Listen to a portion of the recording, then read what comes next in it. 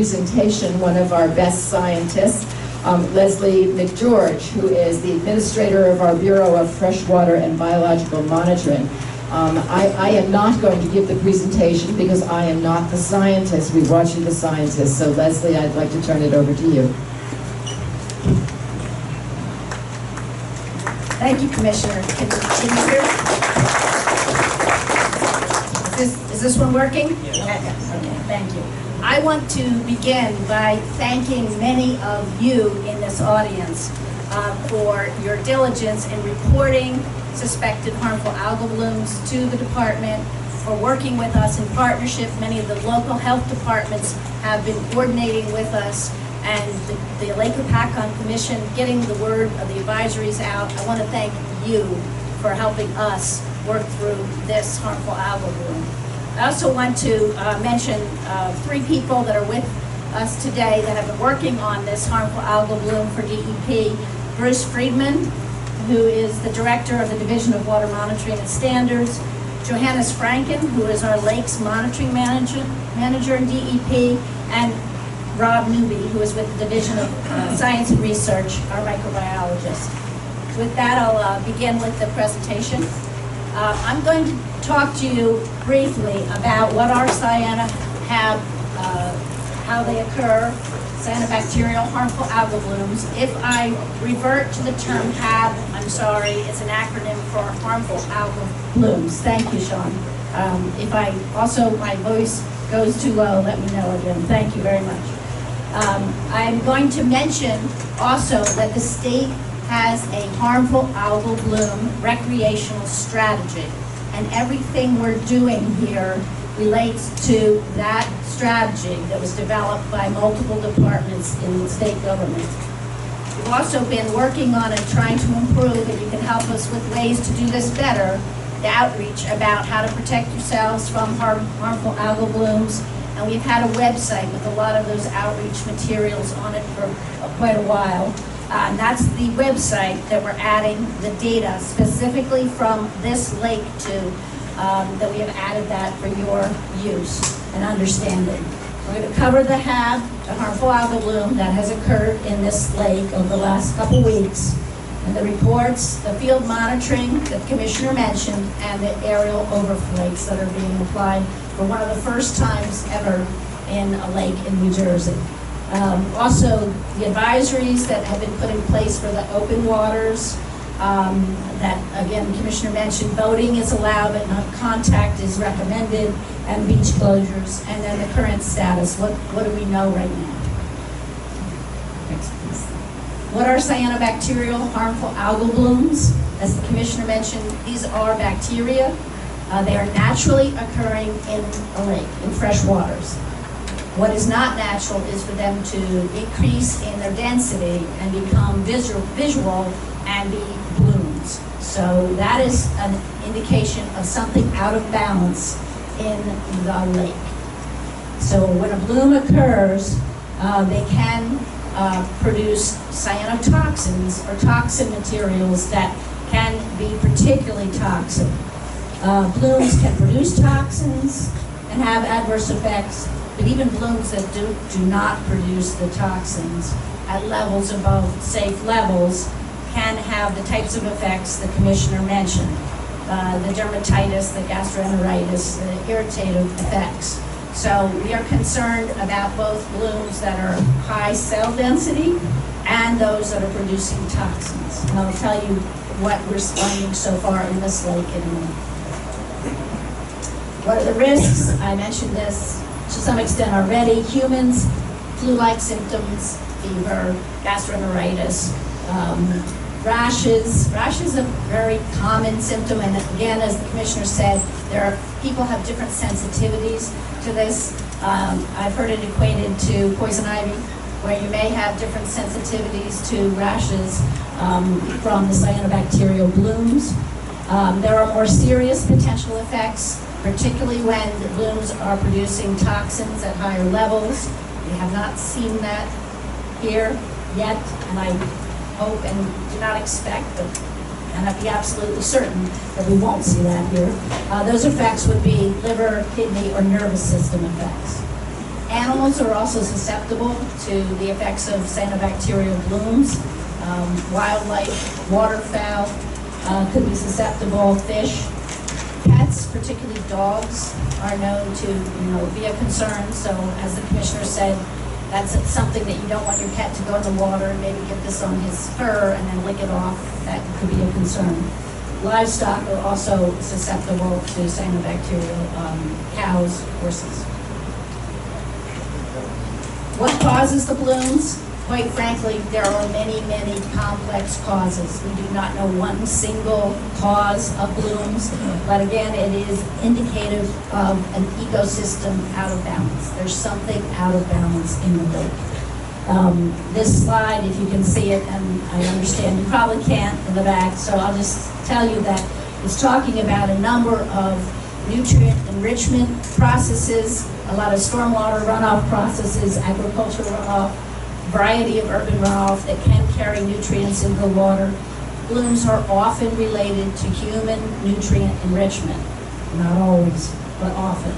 And under conditions of high temperature, calm water, and high sunlight, those are the conditions that are ripe to result in a bloom of cyanobacteria. Again, they are naturally occurring, so they are always present at low numbers in the lake. Those cyanobacteria then can be transported downstream and affect other water bodies as well. I should say that this slide is courtesy of the United States Geological Survey. Next, please. So what was the need for the state to develop a response strategy? There is increasing global and national concern about cyanobacteria blooms. Some of this is we are more conscious of it, there is more reporting. There is some evidence that these are actually increasing across the country and globally. The primary concern is recreational exposure and drinking water exposure. Those are the two primary concerns. You may have heard about some very high-profile blooms in the United States. Lake Erie was impacted in 2014. 500,000 people were without drinking water for a while because there were toxins in their drinking water. Similar economic and ecosystem impacts, recreational impacts to the Ohio River and Lake Hopatcong in Florida.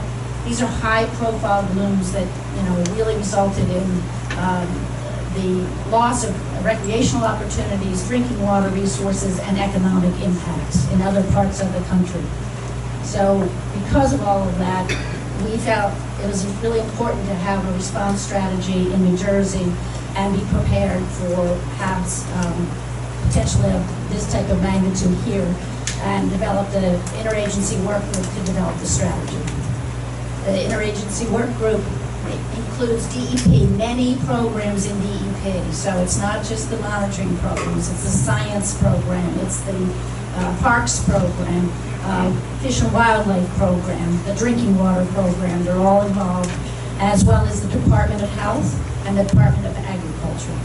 So it's an interagency group, developed the thresholds that we're using to evaluate the results and the monitoring, and we're doing research, and we're trying to focus a lot on the outreach side of things as well to be as effective as possible with the outreach.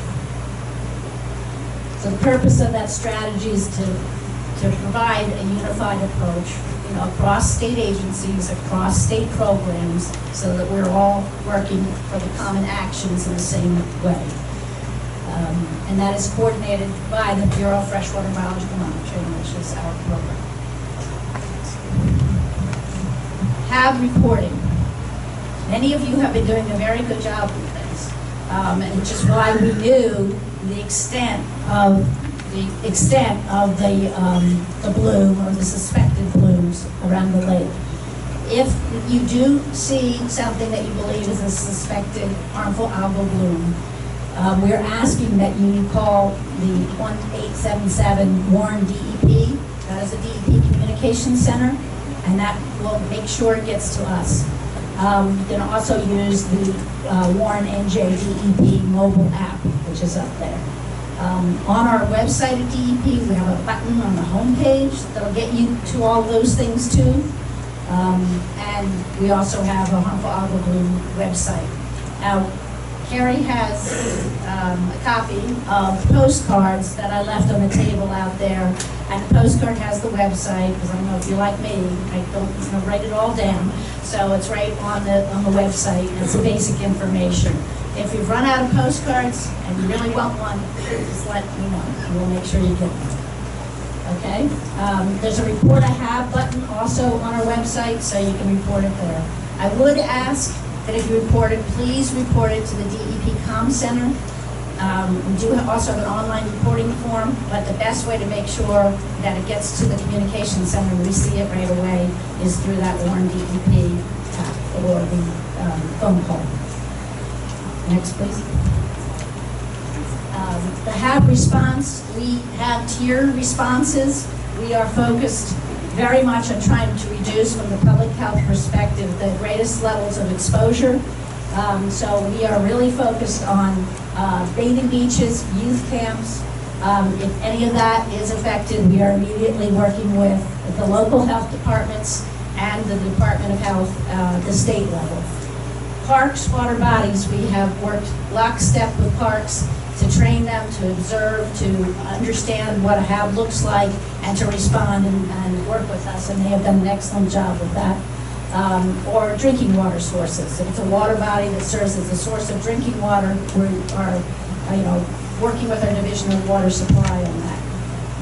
Other water bodies, we are sampling, we are responding, but the first level is those that we could prevent the biggest exposures from occurring by making sure that we stop the recreational bathing if the safety warrants that we do so, or drinking water exposure. How do we monitor? We do it by looking, by field screening, by using some methods that you're going to hear from in a moment from Fred Lunau from Princeton Hydro, strip tests that are screening tests. We use meters to test for a pigment that's in this particular type of cyanobacteria. It's called phycocyanin. The good thing about it is it's unique. And if we see it, we know we have blue-green algae, or the right term, cyanobacteria. We look in the lab to identify the species and then count the cells. So one of the determinative factors for when it's safe is how many cells we are counting and seeing. And the other is to look at the toxin, if the cyanobacteria are producing toxins, and we measure that with an automated system that measures the toxins. Next, please. What are the thresholds New Jersey uses? This is on our website, it's in our strategy. 20,000 cells per milliliter. Anything over that, we have a particular concern about some of those irritative allergenic effects. And then there are 3 types of toxins we have advisories for. The most common one, the one you're going to hear about today a little bit more, is called microcystins, and that captures a good number of the toxins that are produced by a variety of bacteria. EPA does have some numbers now. They did not when New Jersey developed these advisory guidelines, and their numbers were just released in 2019, and we will be assessing those numbers against the New Jersey numbers shortly. We have 2 types of advisory signs that we've developed. On the yellow is warning when we suspect a harmful algal bloom, let's say a sensor picks it up, or we think it looks like one, or someone reports one. And then we also have a danger sign, which has been confirmed that it is a harmful algal bloom above our thresholds. Our website, again, I'm sorry to those in the back, I just wanted to point out that if you go on the DEP harmful algal bloom website, I circled something at the top that says HAB events. So all the known HAB events, harmful algal bloom events in the state, are there. They are, I'm sorry, I'll rephrase, the reported HAB events, and whether they are confirmed or not is listed on that site. So Lake Hopatcong is listed on that site. So are a number of other water bodies throughout the state that are experiencing harmful algal blooms. That's where you go to get this information. Next, please. The bloom in 2019, this is the first time we've seen something of this aerial extent in this lake. We have seen small harmful algal blooms in isolated coves in other years here, but not at this extent. And that's from the aerial overflight. We started seeing these reports. The first ones I saw were Byron Bay, that was about June 18th. Additional reports started coming in. The Lake Hopatcong Commission wisely put this on their website, so people were aware of this, as well as we had posted it on our website. Next, please. Between June 20th and the 26th, we got more reports.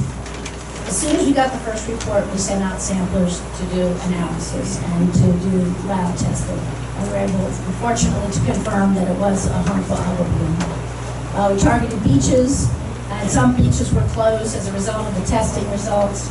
We did the flights that Commissioner talked about to see the aerial extent, to see if it was throughout the lake, and unfortunately it appeared that it was throughout many areas of the lake.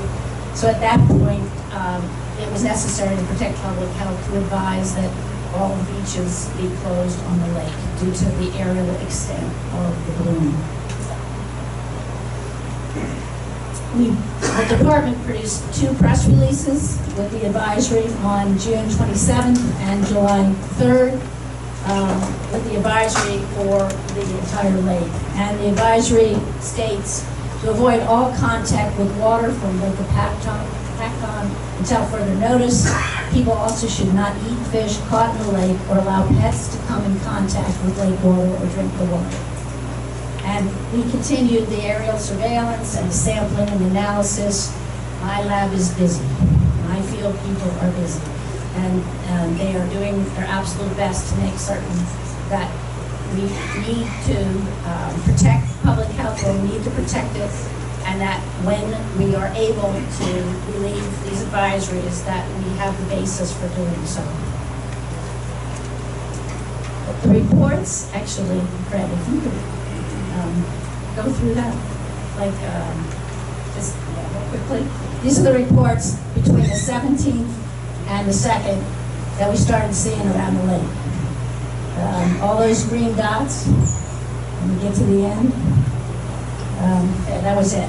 So first, I wasn't sure if it worked out. Okay, first they were isolated, and then we started seeing all of them in the lake. So that's why we started doing more work. Just to let you know, we are applying the most advanced technology we have available to us. Some of this is new to try to evaluate this. Readers for that special pigment that's in the bacteria, the remote sensing was recently just developed to pick up that pigment as well as take the pictures that we're talking about. And we would like to thank the folks that are providing 2 new things to the lake starting tomorrow. The United States Geologic Survey as well as DEP are going to be deploying continuous monitoring buoys that are going to help us understand the condition of the lake, the quality of the lake, and what's going on, and maybe to be able to predict it, predict when it may be going away. These are new, and there are water quality effects that help you predict when a HAB will come about and when a HAB is happening. And I think these new technologies will help us understand this better. Next. On the website, you will see a map that looks like this. It's going to show you, all the sampling locations, and then the results will be related to the sampling locations.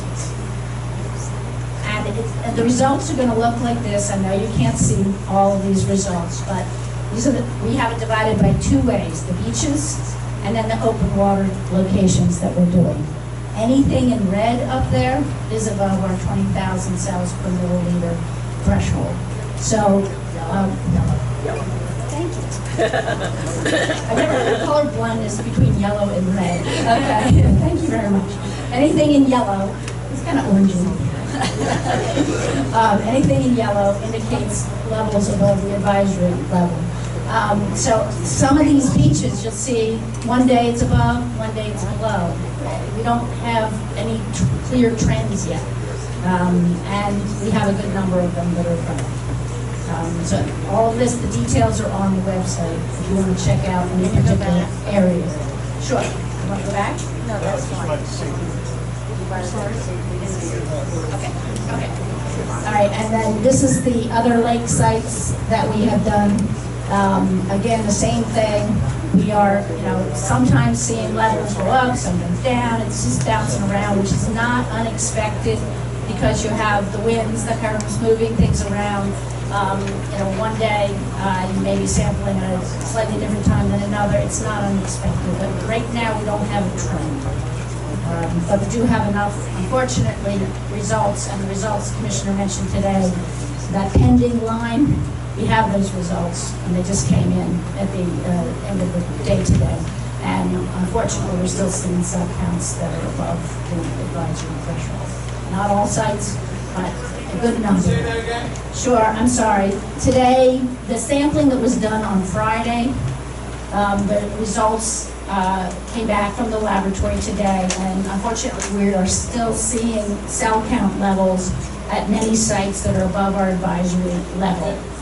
So we're not able to do anything other than we're currently doing in terms of the advisory in order to protect public health. Next slide.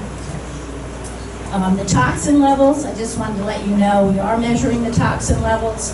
We are using a laboratory method. Princeton Hydro is using a good screening method for this. And both of us are saying that, that toxin levels are not a primary concern at this point. We are finding measurable levels, and we found levels up to 1.35, and our number is 3. So it's below the level. We do have 31 of our 48 samples had measurable levels of toxins, but the levels are very low. Next slide. What are we doing now? As the Commissioner said, continued response and reporting according to the state AB strategy. We are following that standard operating procedure.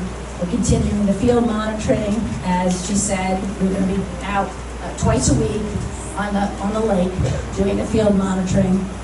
Maybe more frequent when we get to being able to do something with the beaches, because we need 2 clean sample results on the beaches in order to open them as per the Department of Health agreement. We're going to continue the flight monitoring of the lake, and as I mentioned, those continuous monitoring buoys to understand what might be causing the problem in the lake, and to protect blooms. I want to just thank the folks in the Division of Water Monitoring and Standards and Science and Research for the tremendous effort that has been made in monitoring the waters and doing the laboratory testing and the aerial overflights. And lastly, one more.